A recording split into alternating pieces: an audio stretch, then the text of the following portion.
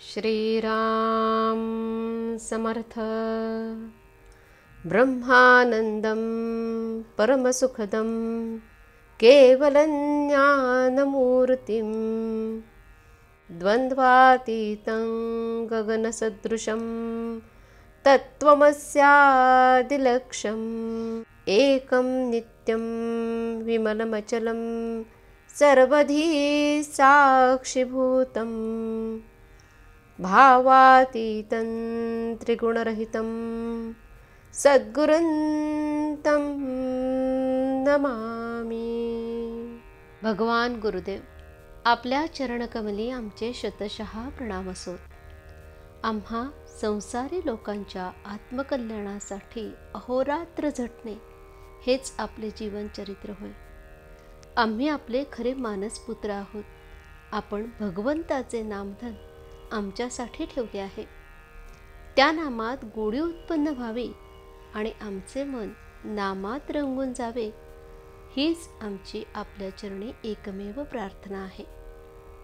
जय जय रघुवीर समर्थ। प्रपंचातली आसक्ती कमी कशी होईल? आज आमची परिस्थिती कशी झाली आहे पहा। प्रपंच आम्हाला सुटत नाही। भगवंताचे प्रेम आम्हाला पाहिजे। या प्रपंचाचे प्रेम न सोडता आम्हाला भगवंताचे समाधान लाभावे अशी आमची इच्छा आहे। खरोखर प्रपंचातले आमचे हे प्रेम व्यभिचारी आहे। प्रेम ही वस्तू अशी आहे की ती एकाच ठिकाणी ठेवता येईल। एका म्यानात ज्याप्रमाणे दोन तलवारी राहू शकत नाहीत, त्याप्रमाणे आमचे प्रेम आम्हाला दोन ठिकाणी ठेवता येणार नाही। आमचे खरे सुख एका भगवंताजवळच आहे आणि ते मिळवण्यासाठी आम्ही प्रपंच सोडायला पाहिजे असे नाही। प्रपंचात आम्हाला वाटणारी आसक्ती ही मुख्यतः नाहीशी झाली पाहिजे। शास्त्रात सुद्धा हेच सांगितले आहे। शास्त्र हे अनुभवाचे बनलेले आहे। आमचा अनुभव आम्ही शास्त्राबरोबर पडताळून पाहत नाही।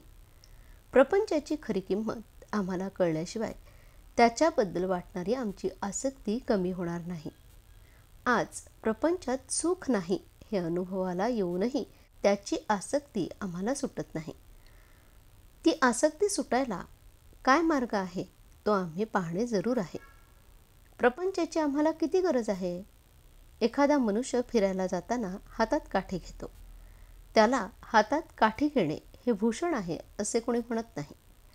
त्याप्रमाणे भगवंताकडे जायला प्रपंचाची आम्हाला आधारापुरतीच गरज आहे। हा प्रपंच करीत असताना त्याची आसक्ती कमी होऊन भगवंताचे प्रेम येण्यासाठी शास्त्रांनी घालून दिलेली बंधने आम्ही पाळली पाहिजेत। त्यासाठी आपले आचार, विचार आणि उच्चार आम्ही सांभाळले पाहिजे। आपण आपल्या संस्कारांप्रमाणे वागलो तर निवृत्तीमध्येच जाऊ, कारण आपली प्रवृत्ती ही सर्व निवृत्तीपरच आहे यात संशय नाही।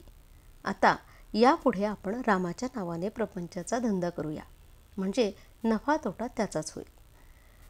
प्रपंचात सदाचाराने वागावे। सदाचार हा मूळ पाया आहे। नीतिधर्माचे आचरण असावे। नीतिधर्माची बंधने ही आमचे विकार आवरण्यासाठीच आहेत। विचाराने अत्यंत पवित्र असावे। कोणाचा द्वेष, मत्सर करू नये आणि दुसऱ्याचे अहित चिंतू नये। उच्चार तर फार सांभाळले पाहिजेत। नेहमी सर्वांशी गोड बोलावे। ज्या जिभेने आपण भगवंताचे नाम घेतो त्या जिभेने कोणाचेही अंतःकरण दुखावले जाणार नाही याची खबरदारी घ्या। अंतःकरण दुखवित असताना त्याच्या ठिकाणी वास करीत असलेल्या भगवंतालाच आपण दुखवित आहोत हे ध्यानात धरा। आजचे बोधवचन: प्रपंचातले आपले मन काढून भगवंताकडे लावावे, तसे करण्यात समाधान आहे। जानकी जीवन स्मरण जय जय राम। श्रीराम समर्थ।